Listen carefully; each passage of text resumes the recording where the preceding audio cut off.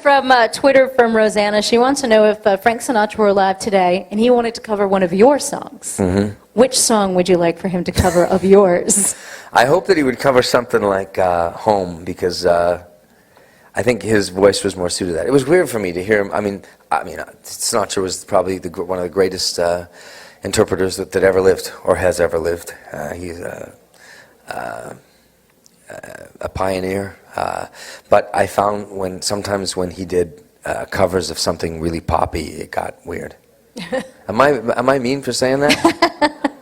Anyone? No. Have you ever heard something the way she moves me tracks me like no other lover? Yeah. So I think listen, because he was born when he was born, so he wasn't affected or introduced to pop music or that kind of stuff. So when it came to him having to do, something really kind of modern and poppy, it was sort of, he did it in his way, and it could sound kind of. Am I saying mean things right now? No, you're not at all. It would sound kind of weird to me. Like, what's another one? What's the other one, Chris, that he did? I don't know. He did another Beatles song, and it was like, oh no. So Home is what you're going with. Home. I'm going to say Home. Home. I'm not surprised. Not everything lasts. That would be just weird.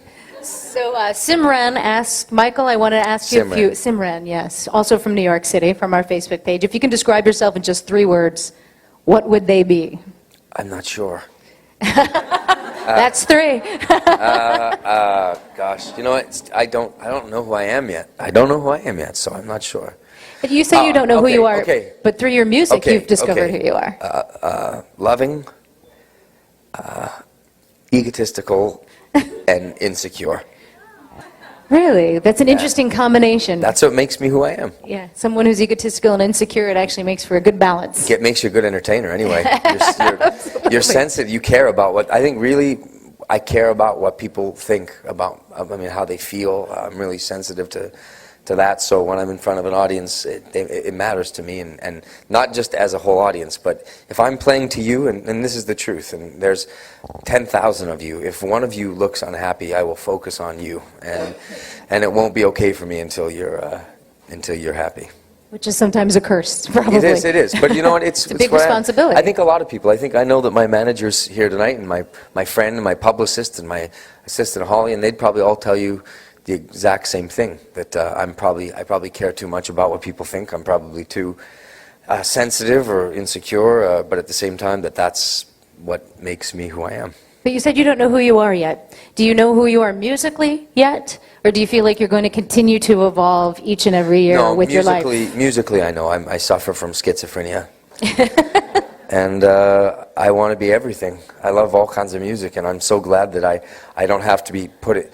You guys, I had a harder time than most because I got put into, well, we're human, and we have a necessity to want to categorize things. So when people would introduce me, they would go, here's this Sinatra guy. And then I would put out a top 40 pop song, and they would go, well, he's the pop guy. And they couldn't, it was weird to have to put me in a box. Who was I? Was I Adam Levine for Maroon 5, or was I Harry Connick Jr.? They couldn't, you know what I mean? It got very strange for people. They didn't know, then they'd call me a crooner or whatever. But what does that mean? So yeah, I just love the fact that I get to be schizophrenic on records. I love that I get to, on the same record, do a rock tune from the Eagles, to doing something really romantic, Billy Make, tune to doing something that is a complete top 40, Haven't Met You Yet, or Lost, or everything popped in. What is your favorite Christmas carol? Since you've got a whole, you have 15 songs on just the regular CD of Michael Buble's Christmas, and then on the bonus there's some bonus tracks and stuff, which if you had to pick one, other than Cold December Night, which is your new original, which we know is going to be instant classic. Yeah. I think my favorite is I'll Be Home for Christmas, or Jingle Bells. But White Christmas, too, could be there. Silver Bells is nice, too. Silent Night is good. It's beginning to look a lot like Christmas. I like all Christmas songs. I like everything. I like Melikilikimaka. I like Christmas in Killarney. So Karen Coles Regan asks, will you play your own Christmas album at your house over the holidays this year? It's already being played constantly at hers. No, it will not be played at the house. No? No. You don't think Mom and Dad will play it? I will be playing Elvis Presley's Christmas record. I will be playing Bing Crosby. I will be playing Boney M. I really like the Boney M Christmas record. I'll be playing the Bieber record, Mariah Carey record. Everyone makes fun of me, but I really like that Mistletoe song.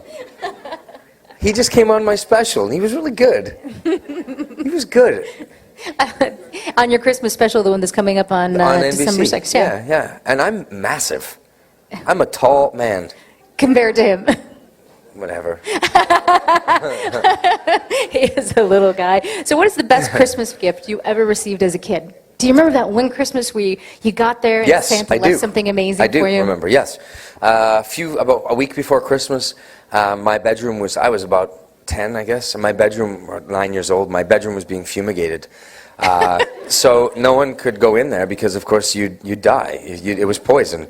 And so we had to sleep in my parents' room. And Christmas morning, I got up, and there was all these kind of clues taking me from this place to the next. And finally, at the end, the clue took me up to my bedroom, and it said that I could come in. And Santa Claus basically had risked his life.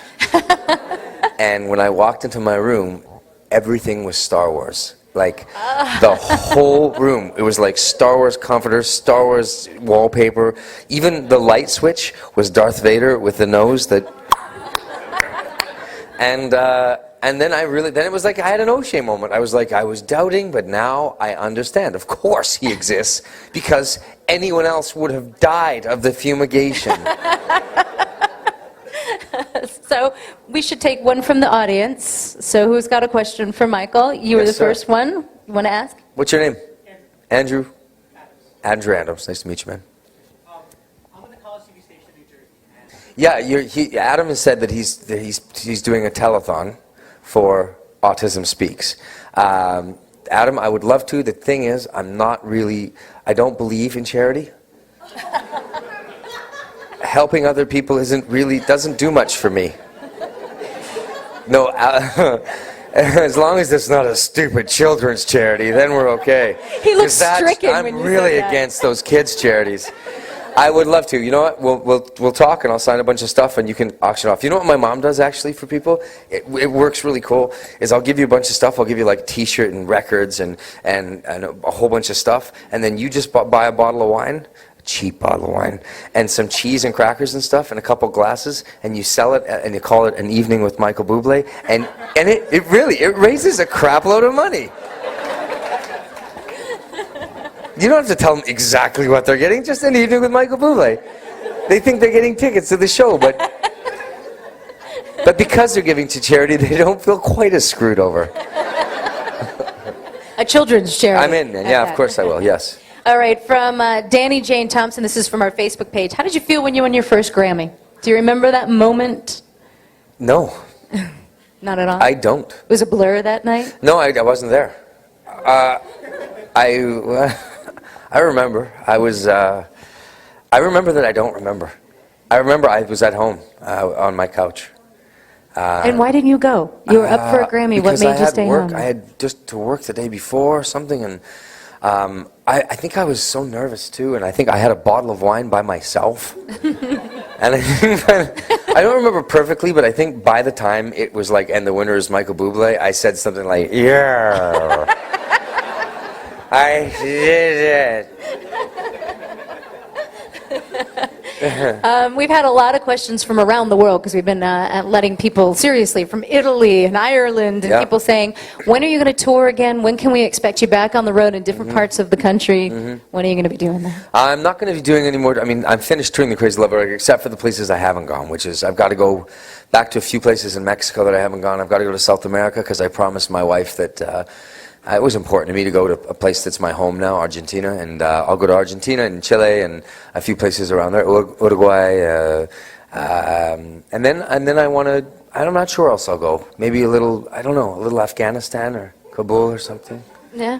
No, Definitely. I won't go there. Michael Buble presents. I have like maybe 16 shows left or something like that. But I want to do a little bit of acting and I want to just work on the next record too. And Have you thought about doing Broadway? No, I don't want to do Broadway. No? No. It seems so Taylor-sick for you. Movies, and or nothing. What kind of movie? Like an action movie? Can we see you jumping out of airplanes? I don't know. Something fun, something challenging. It's an extension of what I do anyway, so, something like that. Broadway, no. Broadway doesn't really, the idea of it doesn't thrill me, nor does Las Vegas. I mean, it feels a little bit stagnant to me to be sitting in one place, and especially Vegas. I mean, I've always thought that if Vegas, was a stop that was included in your tour, you're doing well. But if it's where your tour starts and ends, you're screwed. So you enjoy making videos then, clearly, if this is something that you're looking to do, acting, if you... I think acting, the video thing is lip syncing and stuff like that, but the acting would be fun. And what musician inspired you to start singing from Brian Bratcher in Ada, Oklahoma? Well, Brian, well, a ton. I mean, ton. Elvis Presley. I mean, I think probably number one was Michael Jackson. I think that was easily my number one guy. I thought that he was the most incredible. I remember sitting with my parents and watching that Motown special where he came and I saw him do the moonwalk the first time, and I remember buying that record and listening to those, seeing the Thriller video for the first time, and I just remember the excitement, just the excitement of listening to this music and this guy's voice, and the sadness of knowing that I would never be black, I'm not even joking. I used to feel it was unfair. I used to look in the mirror and be like, you are so white. God doesn't love you.